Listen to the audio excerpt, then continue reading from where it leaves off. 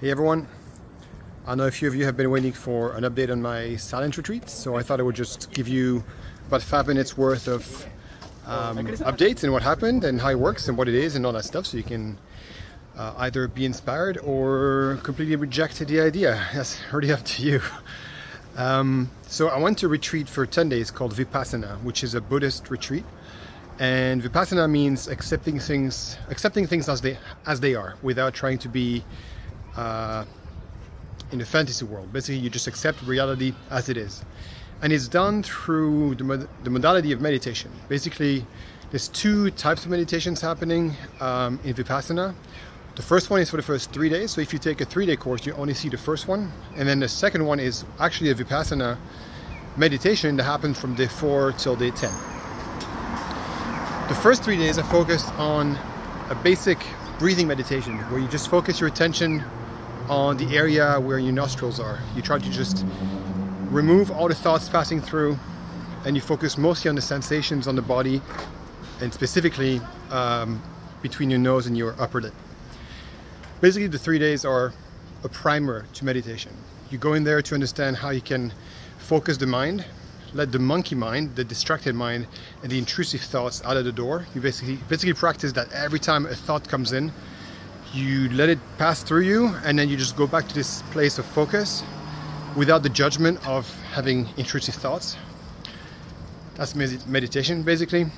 And for 3 days, that's all you do, 10 hours a day.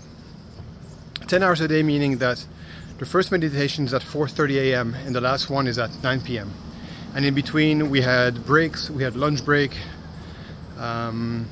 So you still have time to wander and think, but you don't have that much time throughout the day. The second part, the Vipassana part, after day 4, is basically the same as the first 3 days, but instead of just focusing on the nose and this area, you focus on the entire body. You do a body scan. You actually go through your body from head to toe and scan everything from, like the top of your head to your forehead to your eyebrows, whatever. You just go through your body one part at a time, and then as you get good at that, you start going through symmetrically, so both shoulders, both hips, both knees, both feet, and the more you do it, the more you get familiar and comfortable just scanning your own body a bit faster and faster, so you can go into a state of flowing awareness. So you can have your focus on your head and then move to your shoulder and then move to your hips and then move to your feet. And basically all you're trying to do is really be aware of all the sensations happening in your body. The point of doing this is that you get actually to eliminate the thoughts that are counterproductive in general, and just truly feel the energy that you have in your body. And by doing that, you actually get to a place of awareness of yourself. You get to a place of peace. You get to realize that the thoughts you have are just passing through.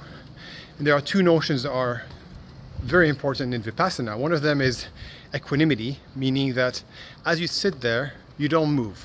You don't move at all. You don't move your foot, you don't move your hand, you don't move your face. If a mosquito is biting you, you ignore it. If you have pain up your back, you ignore it. If an ant crawls up your hair, you ignore it. And the whole practice is to not react to the world around us, because we get triggered left, right, and center, right? We get all kinds of things happening to us, and often it's linked to an emotion.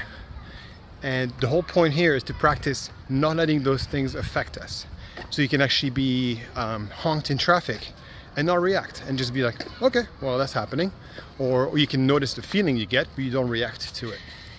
So that's equanimity, basically staying still to represent the resilience that you have towards anything coming your way. The second thing is the understanding that everything is impermanent. So the pain you have, the suffering you have, the joy you have, all are impermanent. So it's just a notion that's important, because if you feel in pain, if you feel misery, if you feel like you want something you don't have, that pain can be very real, but we often forget that it's also temporary. I felt like shit for 3 days just recently, and that reminder keeps me in a good place, because I know that 3 days after, or like a week from now, things will be different. It could be an hour from now, it could be 5 minutes from now. Everything is impermanent. So getting attached to a feeling of joy, getting attached to a feeling of pain doesn't really help us, because ultimately that will change. So yeah, after focusing on that for the 10 days, what happens is that you get pretty good at focusing the mind, tapping into your body. Basically, it's an embodied meditation practice. Gets you out of your head, gets you into your body. You get to feel sensations.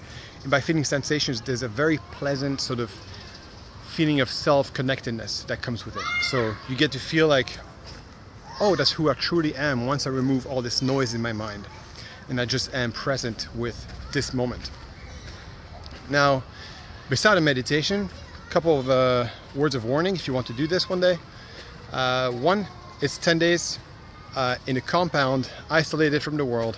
No phone, no reading, no music, no writing, no distractions, and no talking. It sounds hard. It's actually not that hard in my opinion. No talking is very easy. No cell phone was a blessing. I fucking loved every second of it. No writing was frustrating because I wanted to write down notes. No reading makes sense because you don't want to distract yourself with stuff.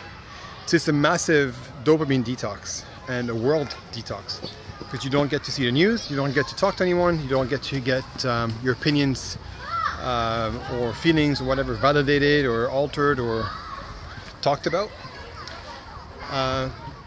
Yeah, beside that, it's also coming with a vegetarian menu, which was fine. The food was good.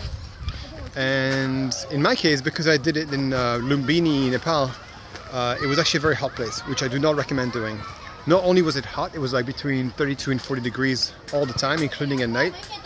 But also everything in Nepal is, facility-wise, is pretty broken. So the fans don't really work, the water, electricity are not reliable. So on top of all the difficulties of meditating so much, I also had to deal with the impractical space I was in, basically. So if you do it, I would say do it in a place that's a bit more comfortable. And yeah, for me, meditating 10 hours a day was actually not that hard mentally, but it was very hard physically because sitting on the ground was impossible, very painful, and my back was like pretty much seizing up the whole time. I think my back got a lot stronger from it, but it was also, I think, a mistake from the teachers to let me suffer that much because ultimately I couldn't meditate as deeply as I wanted to. So that's that. I think if you do it in a Western country, they will allow you to sit up a bit more comfortably with more cushions, which in turn will help you meditate better, in my opinion. And yeah, so the pain was really hard to deal with, but again, with the practice of equanimity, the point was to feel the pain, sit in the pain, stay in the pain, not react to the pain. And often what happened, if my back was seizing up and getting really tight, if I was starting to accept it and not like focusing on how much it hurts, it would actually dissipate. And I could actually stay another 15, 20 minutes in it before it was becoming really outrageous. But again, I was trying to let the pain go, don't get attached to it. Yeah, so that's the gist of it. And yeah, for me, I think it was a great practice to do, you know, to stay into my focus because I tend to be very distracted. My monkey mind is very, very strong. And I think it just makes me want to have a better regular meditation practice, basically. And Vipassana technically says that you need to do 2 hours a day, which, in my opinion, that's an exaggeration. I think you can get a lot out of 30 minutes a day already. And I'd say that any amount is better than none. So yeah, if you have questions, feel free to message me. I'm happy to fill you in on more info if you want it. But yeah, until then, see you later.